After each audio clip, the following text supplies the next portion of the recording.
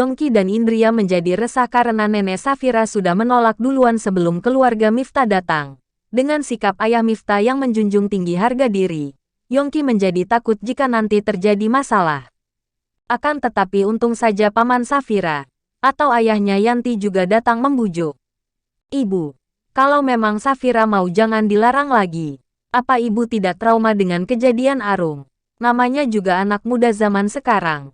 Andaikan dilarang mereka nanti malah kabur. Raminten seketika menangis. Teringat akan Arum yang dulu malah diusirnya dan tidak pernah kembali sampai ajal menjemput. Nenek, lagian nanti kalau rindu kita bisa main ke kota. Asal Safira bahagia tidak peduli dapat orang mana. Jarak sudah bukan penghalang lagi nenek. Zaman sekarang banyak kendaraan. Jangan samakan dengan nenek dulu yang jalan kaki. Bujuk Yanti. Raminten merenung sebentar. Menatap wajah sayu Safira. Safira, maaf atas keegoisan nenek. Hanya saja nenek masih rindu padamu. Baru beberapa saat saja kamu sudah pergi lagi dari nenek. Ucap Raminten menangis terseduh-seduh. Benar kata Yanti Nek. Kalau nenek kangen bisa main ke kota. Atau aku yang berkunjung ke sini. Aku pasti akan selalu menjenguk nenek. Jawab Safira yang sebenarnya baru saja merasa bahagia memiliki keluarga. Raminten tidak berkata apa-apa lagi. Langsung memeluk Safira dengan erat. Menangis. Antara bahagia dan juga kehilangan. Tidak lama kemudian rombongan 2 mobil datang. Keluarga Bintara tidak main-main. Acara lamaran membawakan sesuatu yang mahal dan juga banyak. Safira merasa deg-degan ketika satu persatu keluarga Bintara masuk ke rumah. Begitu juga dengan Miftah. Lelaki itu sangat tegang dan juga cemas jika nanti Safira berubah pikiran dan menolak. Sudah susah payah dirinya meyakinkan sang ayah agar mau melamarkannya. Sekilas kedua mata Safira dan Miftah bertemu. Mereka kemudian sama-sama menunduk malu. Ada getar cinta, tetapi juga ada benci yang tidak mudah terlupakan. Safira tidak tahu dengan hatinya sendiri, antara bahagia dan trauma, antara rindu tetapi kesal yang tak berkesudahan. Kemudian semua terdiam saat Bintara menyampaikan niatnya. Kemudian Paman Safira sebagai wali mewakili Raminten untuk menjawab. Kami ini hanya orang biasa dari kampung. Sungguh sangat merasa terhormat mendapat anugerah dari keluarga Bapak Bintara. Kami sebagai orang tua, hanya mengharapkan kebahagiaan untuk Nak Safira. Apalagi dia sudah menjadi yatim piatu. Jika memang keluarga Bapak Bintara bisa menerima apa adanya, kami juga tentu akan rela melepas Nak Safira. Terima kasih banyak. Saya pribadi tidak memandang dari segi apapun, yang penting putra saya mencintainya. Dan saya pastikan jika saya kelak akan menganggap Safira sebagai putri sendiri. Karena sudah mendapat persetujuan, bagaimana jika pernikahan kita adakan 1 minggu lagi? Karena jika menunda-nunda kurasa tidak baik, jawab Bintara sepenuh hati. Sebab saat pertama kali melihat Safira langsung merasa cocok. 1 minggu lagi, Pekik Raminten merasa keberatan. Kenapa Nek? Apakah terlalu cepat? Tanya Bintara. Maaf, saya hanya masih belum siap untuk kehilangan cucu saya. Jawab Raminten apa adanya. Ah nenek ini, jangan bilang kehilangan. Kami tidak akan mengambil Safira dari Anda. Setiap saat kalau ingin bertemu pasti boleh. Canda Bintara disusul tawa oleh keluarga yang lain. Miftah pada saat itu terharu. Sebab selama ini ayahnya bukan tipe orang yang suka bercanda dan malah jarang tersenyum. Selalu kaku dan kolot. Pukul 9 malam keluarga Miftah dan juga Yongki berpamitan pulang. Miftah menatap kedua bola mata Safira. Merasa sangat sedih harus berpisah sementara. Safira, aku balik dulu. Kamu jaga diri baik-baik, nanti aku kembali lagi.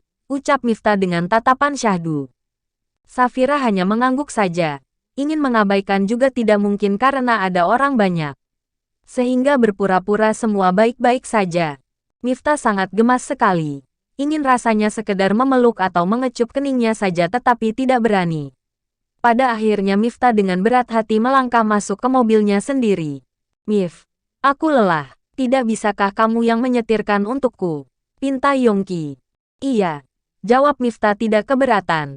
Sebab 2 mobil keluarganya sudah ada sopir masing-masing. Yongki, Indria, terima kasih banyak atas bantuan kalian. Ucap Miftah. Sama-sama Mif. Jujur saja selama ini aku selalu bingung bagaimana cara untuk membalas kebaikan kamu, jawab Yongki. Miftah tersenyum. Karena memang pada kenyataannya berteman dengan Yongki sangat merepotkan. Selalu saja membuat masalah tetapi dia yang membereskannya. Mobil mulai meluncur. Dan Miftah melirik sekejap ke arah Safira. Mif, 1 minggu lagi dia akan menjadi istrimu. Sabar sebentar, ucap Yongki. Miftah, walau nanti kamu sudah sah menjadi suaminya aku minta kamu harus sabar dan jangan memaksa Safira loh, sela Indria.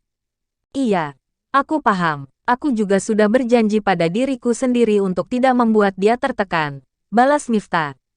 Tapi, kalau seumur hidup dia tidak mau kamu sentuh bagaimana? Canda Yongki. Tidak mungkin. Aku sangat yakin jika sesungguhnya Safira juga mencintaiku. Tadi saat mata kami saling bertatapan aku bisa merasakannya. Tetapi sungguh tatapan Safira yang bercampur dendam itu benar-benar membuat aku tak berkutik. Aku tidak menyangka seorang Miftah bisa takluk oleh perempuan kecil, balas Miftah serius. Semangat Miftah, aku yakin kamu bisa meluluhkan hati Safira suatu saat nanti. Hati perempuan sebenarnya mudah luluh jika mendapat kelembutan dan perhatian, timpal Indria. Iya terima kasih banyak, jawab Miftah tersenyum dengan senang. Di sisi lain Safira tidur dengan neneknya. Untuk seminggu ke depan Safira ingin menghabiskan waktu yang berharga. Karena dia tahu, jika setelah menikah semuanya akan berubah. Safira, apa kamu sungguh mencintai Miftah? Tanya Raminten. Ya Nek, jawab Safira menenangkan hati neneknya. Miftah memang terlihat pemuda yang baik dan sopan. Nenek percaya dia bisa menjadi suami yang bertanggung jawab nantinya, jawab Raminten. Safira semakin erat memeluk neneknya. Butir air mata keluar secara perlahan. Hanya dia yang tahu bagaimana resah dan dilemanya perasaannya. Tetapi dia juga tidak berani mengungkapkan apa yang sudah terjadi. Sebab nanti malah membuat keadaan kacau dan membuat neneknya merasa sedih sekaligus malu. Secara perlahan Safira mulai tertidur. Dan dia bermimpi lagi bertemu dengan Miftah. Safira duduk meringkuk seolah diri memakai seragam SMA. Sekujur tubuhnya kesakitan karena dibuli oleh teman-temannya. Dia dalam keadaan kelaparan memeluk perutnya sendiri sambil menangis. Tetapi tiba-tiba Miftah yang memakai kemeja dan celana putih datang memberinya sepotong kue. Ayo makanlah. Aku tidak akan membiarkan kamu kelaparan atau bersedih lagi. Aku tidak akan membiarkan kamu dilukai oleh orang lain lagi. Safira menerima kue mungil itu. Dalam sekali makan sudah membuat tubuhnya kenyang. Kemudian Miftah memeluknya erat. Terasa begitu hangat dan nyaman. Kak Miftah,